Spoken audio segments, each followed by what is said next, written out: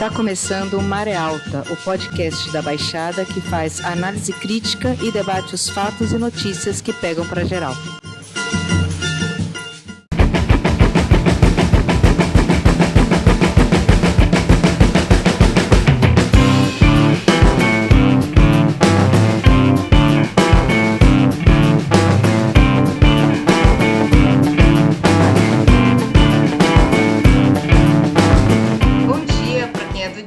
Boa noite para quem é da noite e boa sorte para quem é da madrugada.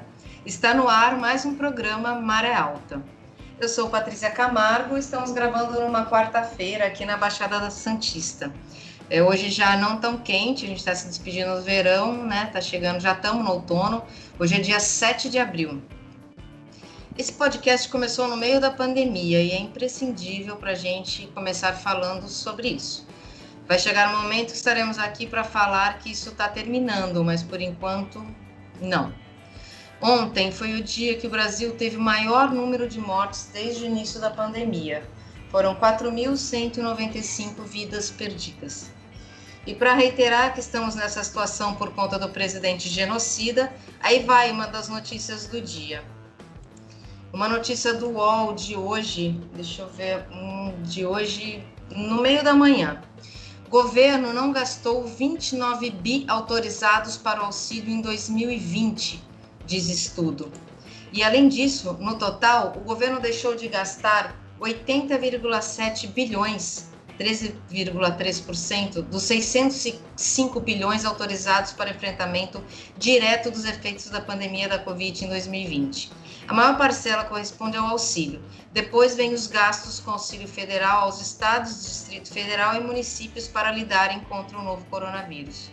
Do total autorizado, 79,19 bilhões, 890 milhões não foram gastos. Bom, só para a gente registrar que é por opção que a gente está passando por isso. Vamos lá, então, para o dia de hoje, hein? Estou aqui conectada com Ricardo Rugai, que é professor de História na Rede Pública, está em Santos, né? Assim como eu. Salve, Rugai. Boa noite, gente. E Fernando Figueira, que é psicólogo e trabalhador da saúde na Rede Pública, que está em Itanhaém. E Fernando, boa noite. Fala para a gente também que álbum que nós vamos escutar. E aí, gente, boa noite. Hoje a gente vai escutar um disco chamado Curado, de uma banda paulista chamada Hurt Mode, com o Paulo Santos, que é um músico de uma banda chamada Wakti. Esse disco é um disco de 2016 e eu nem acho que dá pra gente chamar de rock, né? Um disco indie, bom, uma mistura de ritmos e quando o rock se transformou, né, numa coisa de tiozinho reaça, o Hurt Mode é sem dúvida uma das coisas mais interessantes assim para se ouvir no país, assim. Uma banda muito boa, na verdade. Eu só fiquei na dúvida entre o Hurt Mode e vou deixar uma indicação aí, uma banda de Santos que lançou um disco no ano passado chamada Cosmovoid, muito, muito boa pra galera de repente procurar aí no YouTube, vale muito a pena também. Legal. Nosso primeiro assunto vai ser sobre campanhas solidárias e o segundo sobre a uberização do trabalho. A gente vai iniciar com a participação de um camarada nosso, o Clodoaldo Paiva. Ele não está aqui agora, mas nos enviou um breve áudio. Ele trabalha no Comitê de Apoio Mútuo Jaraguá Taipas contra o Covid-19, que é organizado pelo Coletivo de Mulheres da Noroeste, pela Organização Anarquista Socialismo Libertário e pela Rede de Proteção e Resistência ao Genocídio. Tá? Então agora a gente vai escutar um áudio rápido do Clodoaldo. Saudações a todas e todos que apresentam e escutam o programa Maré Alta. Eu sou Clodoaldo e faço parte do Comitê de Apoio Mútuo Jaraguá Taipas contra o Covid-19. A gente atua aqui na Quebrada desde abril do ano passado, na arrecadação e distribuição de alimentos para pessoas e famílias em situação de vulnerabilidade, que se aprofundou com essa crise sanitária e agora humanitária, né? Desde o final do ano passado, as doações caíram drasticamente. Antes a gente arrecadava e distribuía entre 20 e de 30 cestas básicas por semana. E agora não chega nem 10, né? E a gente acredita que isso se deve ao fato de que quem fazia as doações, em sua maioria trabalhadores e trabalhadoras, também estão passando dificuldades com o aumento do desemprego e do alto custo de vida, né? Então a gente aproveita esse espaço aqui para reforçar o apelo à solidariedade de classe, né? Quem puder contribuir com qualquer ajuda na sua quebrada aí, 1 quilo de alimentos, 5 ou 10 conto, meu, putz, já vai estar ajudando muito, né, meu? Porque diante dessa a completa omissão do Estado, né? Só quem pode fazer por nós é nós mesmos. É isso aí, galera. Muito obrigado aí. E é nóis. Vamos começar o nosso assunto, o primeiro, né, que é sobre campanhas solidárias. A gente já falou um pouquinho aí sobre o trabalho do Clodoaldo. Falando sobre a diferença, Fernando, pergunto para você, entre caridade e solidariedade. Por favor. Bom, a gente viu que na fala do Clodoaldo que ele ressalta, né? Ele não fala simplesmente solidariedade, ele fala solidariedade de classe. Eu acho que isso faz jus a um pouco da ideia que a gente também trabalha, né? E acho que, bom, primeiro falar da caridade e fazer essa contraposição, né? A caridade normalmente é associada a um fim em si mesmo, né? Não necessariamente uma reflexão sobre os fatores sociais que chegam no aumento da pobreza, né? Quando a gente está falando de solidariedade de classe, a gente está colocando no centro dessa discussão uma crítica também à sociedade e, obviamente, um conjunto de ações, né, solidárias. Então, solidariedade é um conjunto de ações solidárias que, além dessa crítica à própria sociedade, ela trabalha com outros elementos para a superação das próprias desigualdades. Então, não é um fim em si mesmo, mas, na verdade, uma abertura para outras possibilidades de imaginar a sociedade. E no nosso tempo isso é bastante importante, né? As comunidades estão mostrando isso desde lá do ano passado, do início da pandemia. As comunidades começaram a mostrar que conseguem também se organizar para enfrentar isso, né? Não tô romantizando, gente. Sim, a situação que a gente está vivendo agora é bastante grave, né? A gente alcançou um número de mortos que talvez fosse impensável há algum tempo atrás. Eu não estou romantizando isso, né? Mas estou dizendo que existe um fator, talvez, que a gente possa considerar como positivo nessas ações das comunidades, ainda que a gente precise também fazer a crítica, que essas ações também são necessárias em razão daquilo que não foi feito durante a pandemia e também em razão das profundas desigualdades históricas que a gente já vivia antes disso. Acho que quando a Patrícia faz a abertura dizendo que 80 bilhões, né, Patrícia, você falou, acho que 26 bilhões, assim, não foram gastos nas ações de combate à Covid, isso mostra onde o Estado não esteve, né, onde o Estado não trabalhou para minimizar isso. E acho que, então, só para fechar, talvez esse início aí do debate, solidariedade vai colocar no centro da discussão a crítica à sociedade. E olha só, solidariedade, ainda que empatia seja um fator também determinante, seja um elemento afetivo importante, mas empatia aqui não é simplesmente eu imaginar que o outro é o meu espelho e que eu vou ajudá-lo porque ele é igual a mim. Mas solidariedade é, inclusive, a gente poder discordar e ainda assim a gente construir ações em conjunto, ações coletivas, né? Isso é a solidariedade fora do sentido de caridade com uma herança judaico-cristã. Ricardo, eu tô lembrando aqui que o ano passado, no final do Jornal Nacional, sempre tinha uma empresa fazendo lá, pegando os últimos minutos na TV para fazer propaganda de doações de vários tipos, né? E isso acabou. Pelo menos a Globo não está fazendo mais, a gente sabe que a Bandeirantes está fazendo aí uma coisa, tudo iniciativa própria, Eu não estou vendo mais grandes empresas, pelo menos não estou vendo notícias sobre grandes empresas fazendo grandes doações para ajudar no combate à Covid. Porém, essas mesmas empresas provavelmente são as que vão comprar vacina, porque foi autorizado ontem o fura-fila, que é a oficialização de que essas empresas vão poder comprar, vacinar os sócios, né, os proprietários, os sócios e os funcionários. E talvez eles tenham, parece que eles vão ter obrigação ainda de doar metade para o SUS, mas quero ver alguém provar, né? Quantas eles compraram para realmente conseguir levantar aí metade para a população.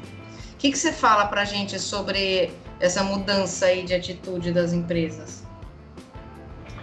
Bom, primeiramente é lembrar a finalidade de uma empresa, né? A fábrica de sapatos não tem o objetivo de atender a necessidade de se calçar das pessoas, ela tem o objetivo de ter lucro. E dentro desse objetivo de ter lucro, muitas vezes, né, a doação, a caridade ou aparecer no Jornal Nacional é uma ação de marketing, pura e simplesmente. Isso quando ainda não acarreta isenções de imposto de renda, etc., né? Então tem um lado de marketing, tem um lado de isenções de impostos e às vezes tem um lado de mitigar a miséria extrema também com uma prevenção, né, de uma instabilidade social, de protestos, de coisas desse tipo, né? É importante ver que boa parte dessas empresas apoiou a reforma trabalhista, a reforma previdenciária. Então, por um lado, os caras desempregam uma massa gigantesca de pessoas, contratam gente em trabalho intermitente, precarizado, flexível. As empresas têm esses objetivos aí que muitas vezes não ficam muito claros para as pessoas. E se tem uma vantagem da pandemia, é que ela está tornando várias realidades nuas e cruas, principalmente cruas, né? De uma forma desgraçada. Então sumiu as doações de empresas, né? Se você conversar, o informe do Clodoaldo é dramático, né? Todos os comitês, os núcleos, os coletivos que estão fazendo doações na Baixada Santista, na Grande São Paulo e no Brasil inteiro, vão confirmar que quem são as pessoas que fazem as doações? Não são os ricos. Não são os ricos que fazem as doações, o grosso das doações, são os mais pobres. É parte da própria classe trabalhadora, né? E aí quando a gente fala de classe, né? Tudo bem, classe não é uma coisa única, homogênea, né? Classe tem setores, tem frações de classe, tem níveis de renda diferentes, mas nem por isso não deixam de ser a mesma classe. E a pandemia está deixando isso evidente. Então, muita gente que era CLT, empregado, perdeu emprego, teve salário reduzido, tudo, desceu, está sendo espremido lá embaixo junto com a massa dessa população, né? Um outro companheiro que participa de um coletivo falava, pô, a maioria que doava aqui na minha região era funcionário público, era professor, era um metalúrgico, e esses caras agora estão precisando de doação daqui a pouco, né? Então fica claro que existe uma solidariedade de classe que é mais importante do que essa solidariedade que vem de cima. Todo mundo aqui já ouviu falar de Rotary, de Lions Club, daqueles jantares em que o cara gasta, e a roupa que a mulher gasta para ir no jantar, ou o terno que o cara vai no jantar, se ele quisesse realmente doar, cara, falar sério, né? Aí o cara vai lá, dá um cheque, tira foto. Agora com as redes sociais, então, a coisa é ainda pior, né, cara? Tem muito, não é só as empresas que fazem marketing. Tá cheio de gente que faz marketing pessoal, com base na desgraça alheia, abraçando um pobre, levando um alimento, né? Tinha uma fala muito antiga que é assim, né? Que quem quer fazer, faz, né? Eu não lembro a expressão, se alguém de vocês lembrar, mas era que uma mão faz, a outra não precisa saber, acho que era mais ou menos isso. Então quem quer fazer, faz, gente. Não precisa ficar propagandeando para ninguém, né? E para arrematar, obviamente, nós estamos num ano depois da pandemia, com a inflação dos alimentos disparada, com o desemprego de quase metade da classe trabalhadora, né? Se for pegar ali os intermitentes e flexíveis, então o drama só aumenta, né? Gente, assim, a gente viu hoje, né, aliás, não sei se hoje ou ontem, o aumento de brasileiros na lista dos bilionários da Forbes. A gente poderia falar ainda essa parada, né, de que uma parte aí da burguesia brasileira tem uma dor na consciência, ou sei lá o quê, e que faz essas doações, esse espetáculo de caridade. A gente podia falar de tudo isso mas eu tenho me preocupado nesses últimos dias, e acho que é também por isso que a gente chegou nessa pauta, né? De ressaltar a outra perspectiva disso, e talvez, acho que um esforço mesmo neste momento, já que nos parece que sempre fica uma questão em aberto, que é como superar essas misérias que a gente está apontando. E acho que, obviamente, eu não estou querendo romantizar de novo, mas acho que as iniciativas coletivas que estão acontecendo nas quebradas, a unificação das quebradas, o MST, a campanha da rede contra o genocídio e diversas outras que a gente talvez cometa uma injustiça de não mencionar todas, né? Mas acho que se a gente sempre chega na questão de o que fazer, acho que esses coletivos neste momento estão construindo alternativas para isso, com todas as dificuldades, como a gente ouviu o Clodoaldo dizendo, com as dificuldades que o Rugai acabou também de falar, mas a gente está vendo assim, o povo, é a nossa classe construindo alternativas para o enfrentamento dessas situações. E quando eu penso no fim da pandemia, há sempre uma certa romantização das pessoas falando de um novo normal, ou de voltar para o normal. Gente, eu não quero que volte para aquele normal. E acho que talvez isso que esses coletivos estão fazendo, e na verdade sempre fizeram, né? Não é também só de agora, mas na verdade sempre fizeram, e que assim, talvez isso nos ensine algumas coisas para também depois da pandemia. Talvez hoje eu esteja destoando das outras participações, justamente tentando mostrar um aspecto positivo, se é que a gente pode chamar de positivo, no meio de toda a desgraça que a gente está vendo, mas de algumas lições que me parecem neste momento melhor falar do que dizer da dor de consciência e nas safadezas que a burguesia brasileira sempre fez e sempre faz. Ricardo, quer completar para a gente? Sim, eu acho que, explorando um pouco isso aí que o Fernando colocou, quando a gente fala de campanhas solidárias, né, a gente às vezes elas ficam se situadas entre dois outros extremos. Tem um extremo que é a coisa da caridade, da classe média que se sente culpada, né, e do rico até que se sente culpado, disso que a gente falou, que eu coloquei na primeira fala, o Fernando também explorou.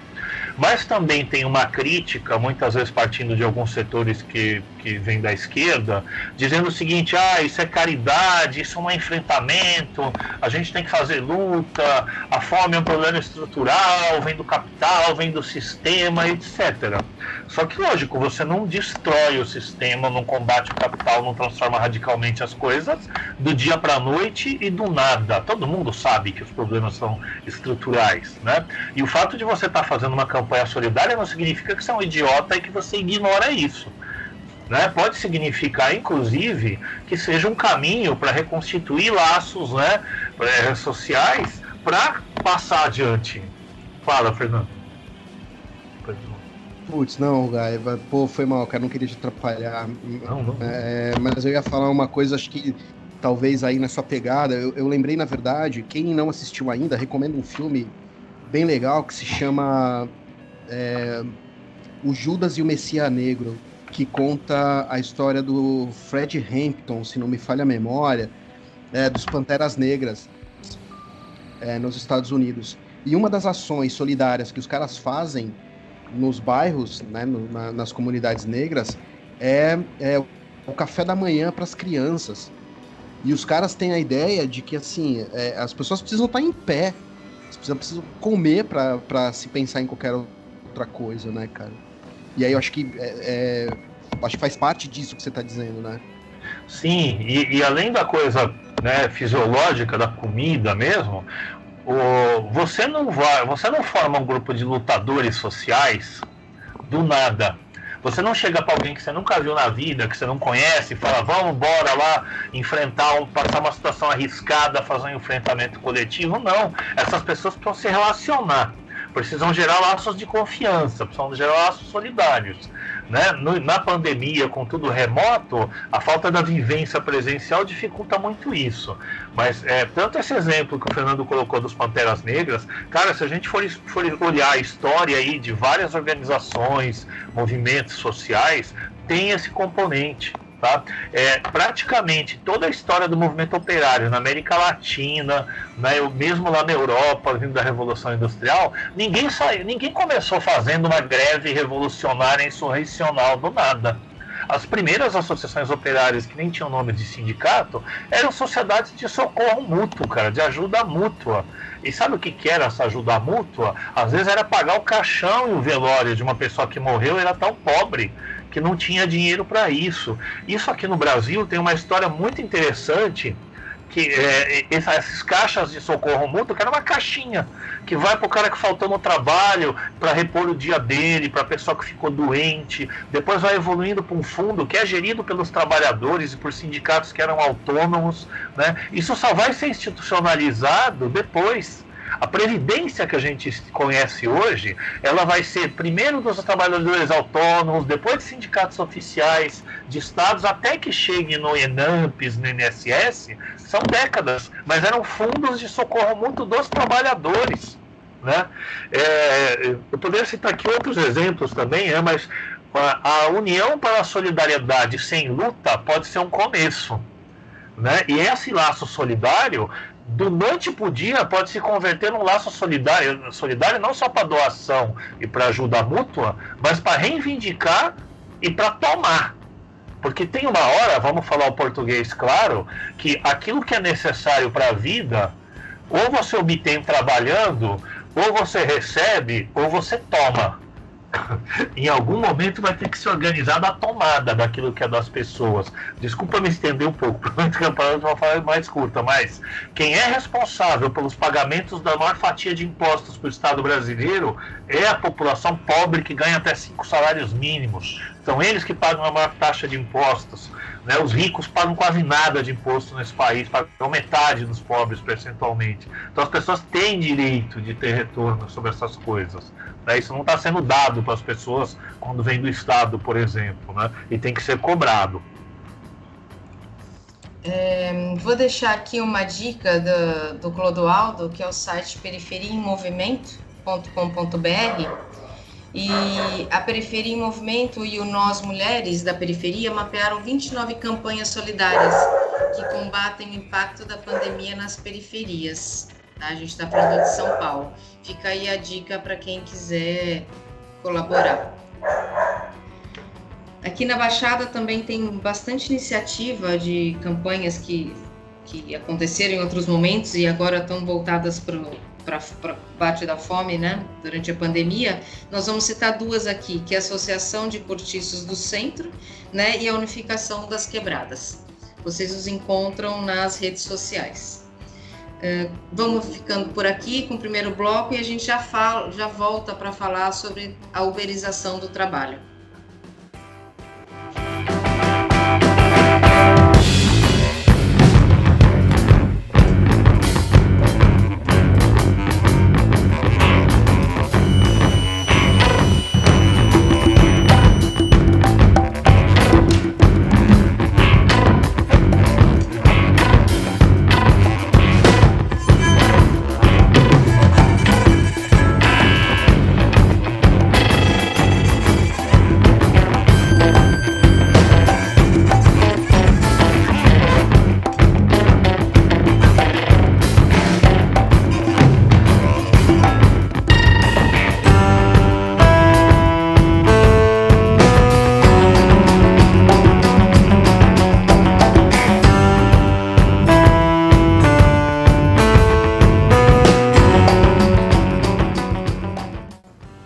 Estamos de volta para o nosso segundo assunto e eu vou, para aquecer aqui a conversa sobre a uberização do trabalho, eu vou usar uma matéria do The Intercept Brasil, uma matéria do dia 29 de março da semana passada.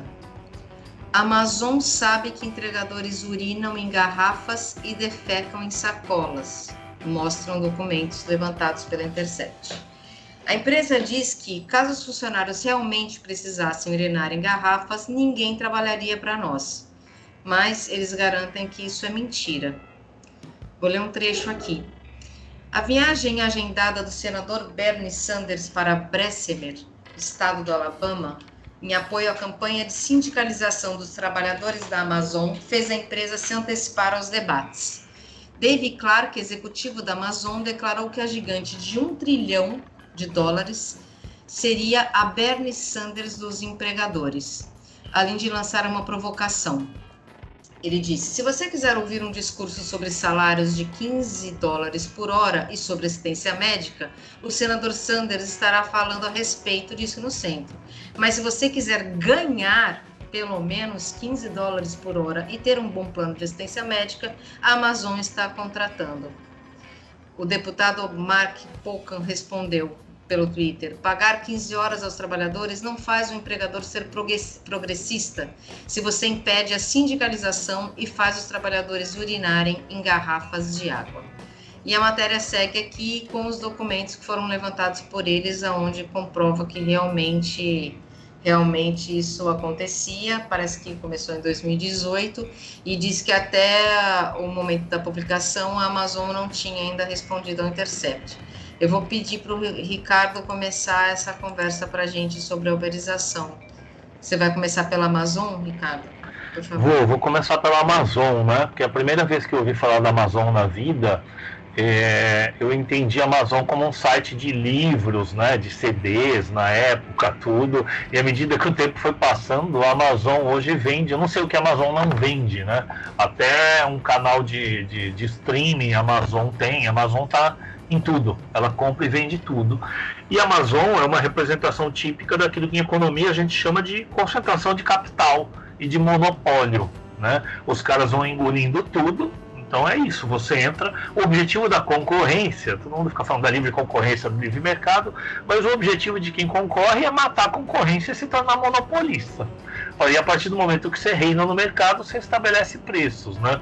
Então, para falar do mundo dos livros, até curioso, porque o Clodoaldo que deu a contribuição para a gente no primeiro bloco, o Clodoaldo era livreiro, trabalhou com sebo, tudo, e acho que ainda trabalha com sebo.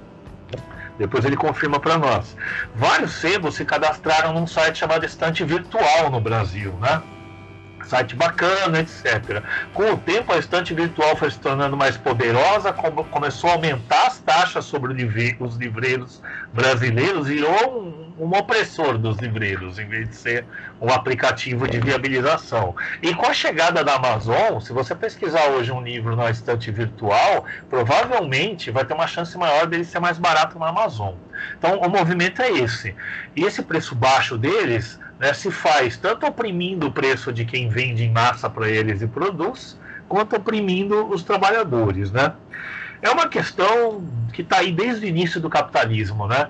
Antes do capitalismo existir, nunca é demais falar que os livros dos pais do liberalismo foram escritos quando o capitalismo apenas engatinhava, ele ainda não era uma realidade. Então, o Adam Smith, por exemplo, quando escreve As Riquezas das Nações, o exemplo dele é uma fábrica de alfinetes que não tem nem máquina, cara, só tem divisão do trabalho. Sabe qual é o apelido da economia política na época da Adam Smith? Gay Science, ciência alegre, de tão otimista que ela era sobre o futuro da vida. Porque com a superprodução que se esperava do capitalismo, eles achavam que ia ser o reino da felicidade na Terra, que iam reduzir as jornadas de trabalho da pessoa. Foi passando o tempo, né, e a economia política foi apelidada de Small Science. Seria uma tradução, alguma coisa como ciência das sombras, ciência da escuridão, dos maus agouros, né, porque os resultados nefastos vieram. Então, a gente tem tecnologia como nunca teve, e as pessoas trabalham cada vez mais. A tecnologia, em vez de reverter em bem-estar, reverte mal-estar para a vida das pessoas e em lucros para os grandes capitalistas. Eu sei que eu não estou falando aqui nenhuma novidade, né, mas é para ressaltar a irracionalidade desse negócio, né, da gente ter cada vez mais condições de trabalhar menos e, ao mesmo tempo, trabalhar cada vez mais, né? Eu acho que para a primeira intervenção fico por aqui. Fernando, levando em consideração já o que o Rugai falou sobre a opressão, né, e o que a gente também já vem conversando faz algum tempo, Como fica a saúde mental desse tipo de trabalhador? Antes de falar disso, só uma coisa, assim, é uma irracionalidade, né, Rugai, assim, pra gente que tá olhando para isso, né, mas é uma racionalidade quando a gente olha para aquilo que, né, que os caras almejam alcançar, né. Bom, gente, falar de saúde mental, neste momento a gente sempre tem muito assunto, né? Sempre muitos vieses aí para a gente levantar. Especificamente sobre a questão do trabalho, vale a pena a gente dizer que na nossa sociedade o trabalho é uma dimensão importante da vida dos indivíduos, né? É pelo trabalho que os indivíduos se sustentam, mas é também pelo trabalho que os indivíduos assumem um papel social na sociedade. Não é à toa que os trabalhadores, quando perdem o trabalho, isso também provoca sofrimento mental, justamente e com um conjunto de sensações, né, de menos-valia na sociedade, né? Então, eu me sinto menos produtivo, eu me sinto distante da comunidade a que eu pertenço, eu me sinto alguém sem valor. Esse processo de uberização também tem raízes na perda do trabalho de uma grande parte da classe trabalhadora, né? Então, a saída de uma boa parte da classe trabalhadora para encontrar o seu sustento foi aderir a esta forma de organização do trabalho que era da Uber. Então, objetivamente, professores ou outros profissionais perderam os empregos e foram trabalhar na Uber, né? Daí sai o termo uberização. Então, é uma nova forma de racionalidade sobre o trabalho que faz com que a pessoa que presta o serviço ela não tenha um vínculo empregatício com a Uber e ela também não tenha um vínculo empregatício com a pessoa que ela transportava. O Uber, acho que todo mundo sabe, mas é um serviço de transporte, né? Que pratica preços diferentes daqueles praticados pelos taxistas. A uberização se transformou nessa racionalidade e isso se espalhou de tal forma que ela passou a ser um substantivo. E a gente passou a usar o termo uberização para falar de um conjunto, então, de formas de organização do trabalho que se afastam daquele modelo que nós, hoje, com 40 e tantos anos, nos acostumamos, que era organizado pela CLT, regulado pela CLT, com carteira de trabalho, com registro na carteira de trabalho e tudo mais, né? A uberização transforma... aliás, né, a uberização é o processo de precarização das condições de trabalho. E aí a gente tem um conjunto de trabalhadores que vão estar submetidos a um extremo controle, o que alguns autores vão falar de autogerenciamento subordinado, que na vida cotidiana vai provocar esse extremo controle sobre os trabalhadores. Carga, ou melhor, né, uma jornada de trabalho às vezes extremamente grande ou então dividida, porque o trabalhador precisa, para complementar a sua renda, ele precisa trabalhar e prestar serviço para vários lugares diferentes. E isso vai provocando de novo essa sensação do esgotamento, da menos-valia também, né, da sensação do fracasso. E, pelo menos, acho que um ponto é extremamente importante para a gente ressaltar, que é o temor de perder isso que já é extremamente frágil. A gente ainda está falando assim, de trabalhadores que vão se submeter a isso e que também tem o medo de que nem isso eles consigam manter.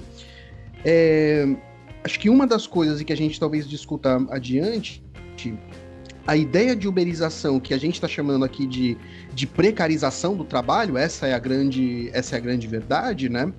Ela carrega a ideia do empreendedorismo como aquilo que garante ao trabalhador uma autonomia e uma liberdade para ele se organizar e para ele empreender. Acho que aqui é uma provocação que a gente começou a ver no nosso cotidiano, as pessoas fazendo brigadeiros, vendendo pão, vendendo às vezes produtos nos semáforos e utilizando para definir esse trabalho como algo do empreendedor. E aí me parece que essa é uma questão para a gente pensar E o que eu já vou provocar diretamente. Me parece que essa ideia é uma tapeação enorme, ainda que a gente possa discutir isso em outras dimensões aí. Vou seguir daqui, pegando o gancho que o Fernando falou, né? Eu acho que quando a gente vê pessoas em situações muito precárias, desassistidas, né? Chamando o seu próprio trabalho de empreendedorismo, tudo, em primeiro lugar, o fato material, concreto. As pessoas estão sem empregos dignos, né? Esse é o principal fato. E na ausência de empregos dignos, as pessoas vão se virar. Só que antigamente, né, tinha-se uma avaliação negativa sobre o emprego precário. É chamado do bico, do biscate, né, eram termos que não davam valor a esse trabalho, porque esse trabalho realmente é precário e desvalorizado, né?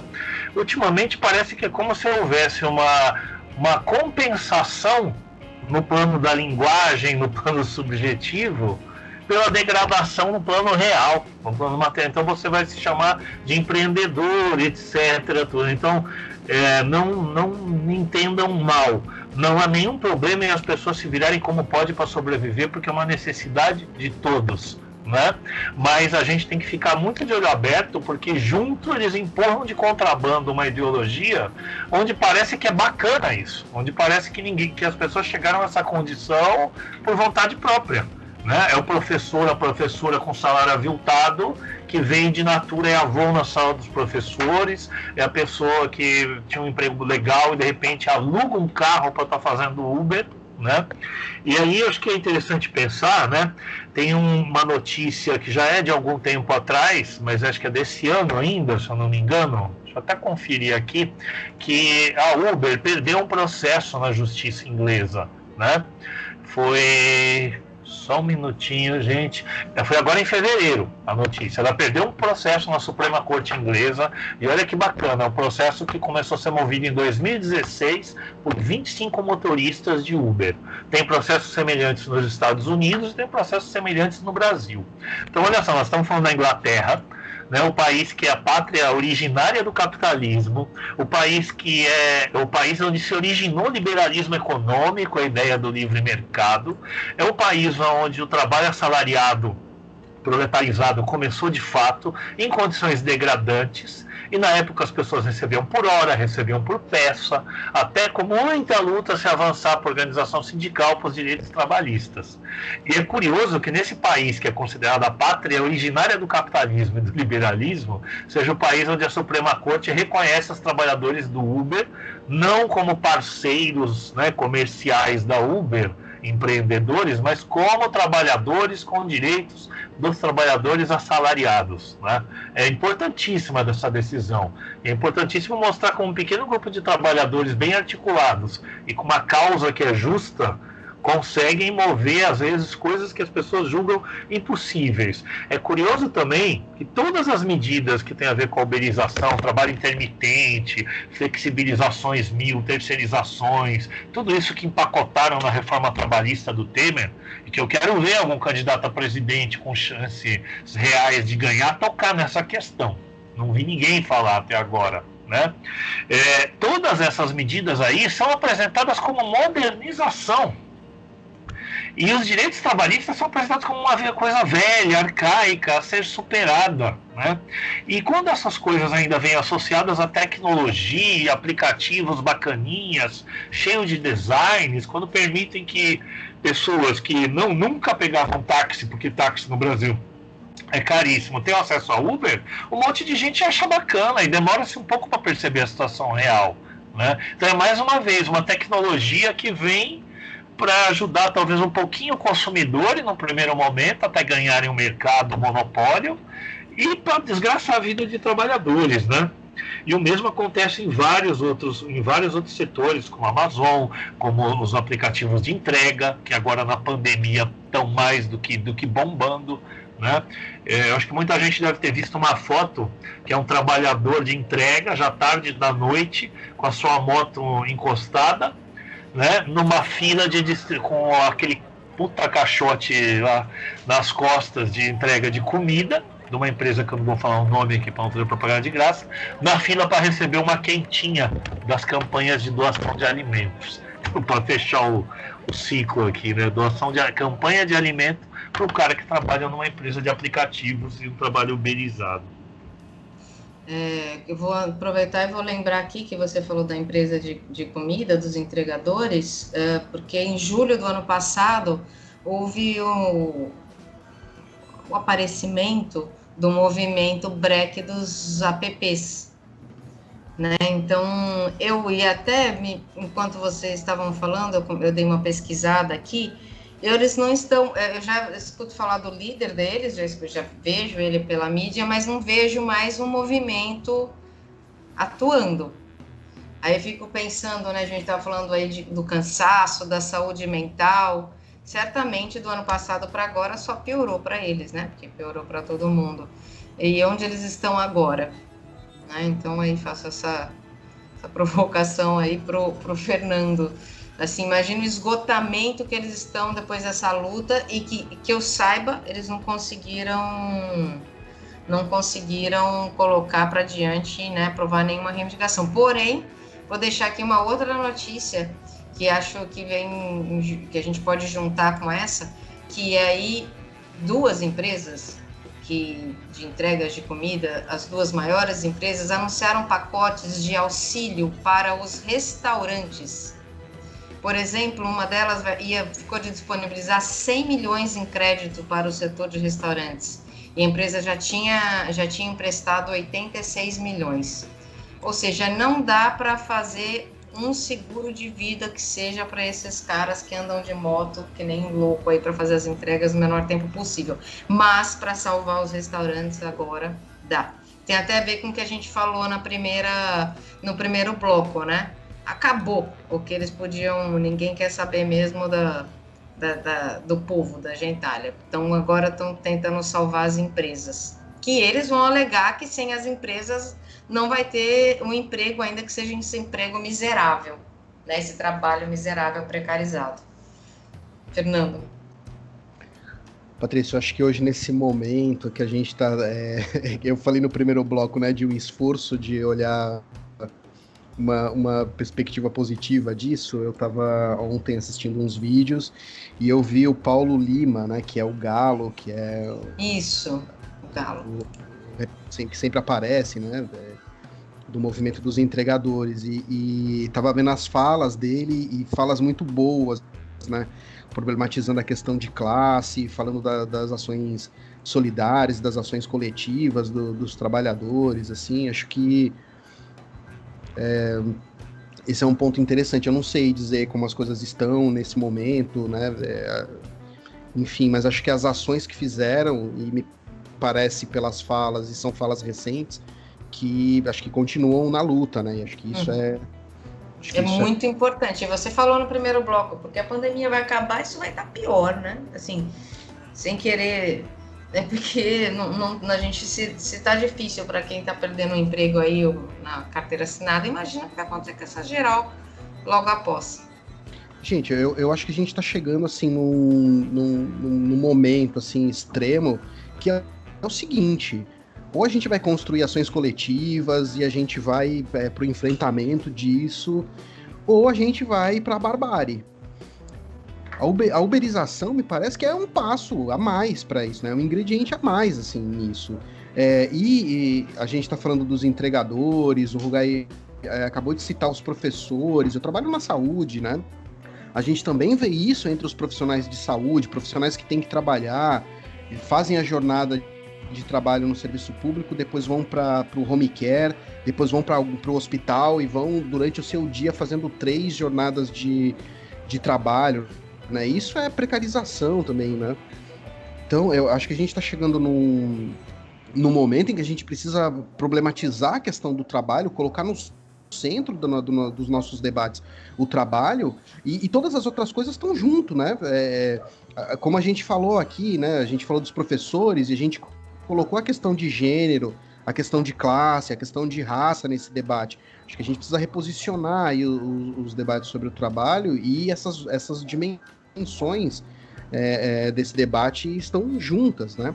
Acho que isso é algo importante. Acho que uma outra coisa, quando eu digo também que a gente está chegando no momento em que ou a gente se organiza ou a gente vai para a barbárie, é o seguinte, acho que tem pelo menos dois, nessa minha proposição, acho que tem pelo menos dois projetos aí de mundo que a gente está vendo se delineando, assim. Então, talvez a partir dessas ações coletivas, a gente construir algumas formas possíveis de existência, e um outro que leva para isso que a gente está vivendo, né? Quem é que morre com a Covid? Eu sei que a gente já falou isso muitas e muitas vezes, né, gente? Mas quem morre com a Covid? Quem são as principais vítimas, né? Quem é que ficou sem com falta lá de oxigênio? É isso. Então, tem esses dois projetos que estão em jogo, e quando eu faço a crítica também ao empreendedorismo, acho que só para terminar, é porque acho que isso também foi uma estratégia e foi uma certa narrativa, um certo... Enfim, vou chamar de narrativa muito grosseiramente, né? Que foi centralizando esses processos, que, de novo, eu insisto também nessa ideia, são processos históricos, mas que foram centralizando isso no próprio indivíduo. Lembra, antes do empreendedorismo, a gente tinha um conceito que era de empregabilidade. Vocês lembram disso? Assim, que era outra coisa. Assim, se o indivíduo não tem trabalho, é porque ele não se qualificou muito bem para conseguir, né? Então é isso. Acho que a gente tem uma disputa no campo uma disputa na sociedade. Não é só uma disputa de ideias, né, mas é uma disputa de formas de existência. Sim. O Fernando recordou aqui, né, essa coisa, um conceito que estão falando que é de uma internalização do gerenciamento, né? Então esse empreendedorismo, ele traz a ilusão de que você vai ter uma autonomia, mas na verdade é como se você incorporasse a opressão do patrão em si mesmo, né? E aí, que dificuldades que traz em termos de organização coletiva, né? Lá atrás, no capitalismo, você tinha muito claro o patrão e o nivelamento geral dos operários com o encarregado. Depois de um tempo, né, a gente vem com o toyotismo, células de produção, onde você passa a ter grupos de operários concorrendo com outros por produtividade, por bônus. Então você já gera uma concorrência entre os próprios trabalhadores, né? E agora a gente chega no nível máximo da atomização, né? E com o desemprego em massa que está rolando em várias partes do mundo, se a gente somar aí desemprego, subemprego no Brasil, chega a metade da força de trabalho, o cara é patrão de si mesmo, né? Então, tudo isso aí é classe trabalhadora, gente. É uma ilusão a gente ficar pensando assim que classe trabalhadora, o proletariado, é aquele cara de macacão das grandes fábricas, etc. Isso não é verdade, isso nunca foi verdade. Nunca na história do capitalismo, o trabalhador fabril, o que é tido como operário clássico, foi maioria entre a classe trabalhadora. Nunca. Nem lá na Inglaterra do século XIX, nem na época da industrialização maior que o Brasil já teve, esse setor da classe trabalhadora foi a maioria. A classe trabalhadora é qualquer um que dependa do trabalho para sobreviver. Não importa seu nível de renda, não pode estar mais ou menos fudido, né? E aí, nesse sentido, eu acho que a gente tem tanto organizações de setores novos da classe trabalhadora, né, como vocês mencionaram, o Black dos APPs, o Galo, etc., né? E aí eu queria deixar duas dicas aqui. Primeiro, tem muito a ver com os professores. Eu sou professor e essa pandemia, o teletrabalho, está jogando muita gente para a questão da uberização do professor, né? Que é necessária agora na pandemia, nunca é demais lembrar, mas que pode se tornar algo extremamente negativo, né? Mercadológico, etc. Tem um colega professor daqui de São Vicente, o Oswaldo Velarde, né, que já trabalha com aulas online já há um tempo, tudo, e mesmo trabalhando com isso, ele é muito crítico em relação a isso. Então eu deixo aí a dica, a gente vai deixar na descrição do podcast, Oswaldo Velarde com W2Ls, uberização do professor. É uma live muito bacana. E o professor, que eu acho, de quem eu conheço, quem mais trabalha essa questão do proletariado digital e da uberização, que é o professor Ricardo Antunes, da Unicamp. É isso, gente. Patrícia, só para encerrar, eu entendo que a gente falou algumas vezes, né, o termo empreendedorismo, e eu entendo que isso é um debate que a gente inclusive fez, né, na preparação para esse programa, do quanto esse termo vai sendo também utilizado. por enfim, pessoas que são extremamente atuantes em movimentos sociais, né? Aqui a gente está pegando um sentido bastante específico, eu diria, né? Que talvez exclua exatamente esse outro que eu estou mencionando. Aqui a gente está falando de um discurso, de uma certa narrativa que posiciona o sujeito como que precisa se autogerir, que traz a ideia de liberdade de si e tudo mais. E que o que a gente está vendo, inclusive com isso que o Rugai acaba de dizer, e que alguns autores no campo da psicologia, que vão trabalhar aí com a saúde mental no trabalho, né, trabalhar com a saúde mental no trabalho, vão falar de um autogerenciamento subordinado, em que a ideia do empreendedorismo como isso, que possibilita autonomia, que possibilita liberdade e tudo mais, isso não se efetiva nas práticas, já que o trabalhador fica submetido a um extremo controle dos meios eletrônicos. Então, acho que é sobre esta ideia, sobre este fundamento que a gente está fazendo a crítica. Acho que o emprego do empreendedorismo, a noção de empreendedorismo para outras práticas relacionadas a movimentos sociais, aos movimentos periféricos, eu acho que isso dá um outro debate, e aí talvez uma hora a gente consiga levantar isso no programa, mas acho que só para a gente sinalizar aí um pouco que a gente entende que existe essa discussão também, né? Sim, eu acho que vale deixar aqui combinado entre a gente em voltar a falar sobre empreendedorismo, que inclusive é uma campanha da Globo. Seja o seu próprio patrão, os bancos, todo mundo faz essa campanha. Então, acho que vale a gente entrar, sim, voltar de novo no nome em si, né? Em como essa expressão está sendo utilizada. E a gente termina o bloco agora e a gente volta com o esculacho do Plínio Marcos. Vai pra puta que te pariu, buscar o resto do exército, que aqui vai ter espetáculo. Eu nunca fiz nada pra agradar as pessoas. Porque nossa caixa deve ser porque todo mundo mete a mão, né? Não vou te dar uma porrada porque tu é doente, mas vou espalhar pra todo mundo que tu sarou. Já que a voz do injustiçado não é ouvida, eles têm direito à cólera, à ira. Estamos de volta com o esculacho do Plínio Marco, que, entre outras coisas que dele se sabe, foi dramaturgo, ator, jornalista, tarólogo, camelô de seus próprios livros, técnico da extinta TV Tupi, jogador de futebol e palhaço. E ele nunca cedeu, ele não deixava quieto. E por isso eu vou perguntar aí para o Rugai em quem que ele ia dar um esculacho essa semana, Rugai?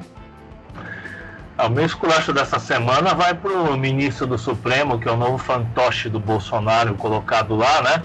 Que sabendo que vai perder quando for para o plenário, mas para causar um alvoroço, para agradar a base evangélica, vai lá e no auge das mortes aí o cara libera cultos religiosos e missas, né, cara? Então vai se aglomerar no inferno, malandro. O cara tá aí para causar, é um paspalho com uma formação acadêmica ridícula, né? Vai lá passar vergonha no Supremo Tribunal Federal para obedecer o chefe. O seu ministro do Supremo, Cássio Nunes, o esculacho. As indicações esdrúxulas do Bolsonaro já são uma prática rotineira, né? Gente, eu tô com sintomas de gripe, por isso eu tô afastado do trabalho, né? Seguindo o protocolo de segurança, né? E aí eu tive que ir à unidade de saúde para, enfim, passar por um médico e pegar o atestado e as coisas todas que eu precisava, e aí eu passei pela consulta, né, e enquanto eu estava na fila de espera de retirar a medicação, eu vi as pessoas pegando cloroquina, ivermectina, e essas coisas todas, e assim, né, hoje é dia 7 de abril, hoje é o Dia Internacional da Saúde. E eu confesso que enquanto eu tava ali naquela fila esperando chegar a minha vez para pegar lá o que eu precisava, eu ver as pessoas, né, saindo com as suas caixas de cloroquina, isso foi um impacto para mim, assim, um dia de mais uma tristeza, né, além da possibilidade de estar com Covid, era mais uma tristeza por ver isso. O meu esculacho vai para a justiça e a forma que ela está lidando com o assunto das vacinas falsas. Porque a PF prendeu uma falsa enfermeira suspeita de aplicar as vacinas que os empresários de Belo Horizonte já admitiram que compraram as vacinas para furar fila, porque segundo eles acham que eles têm prioridade em relação aos outros. O esculacho vai para isso. Ficamos por aqui, terminamos mais um programa Maré Alta. A semana que vem estaremos de volta. Um abraço a todas e todos que nos acompanharam até agora.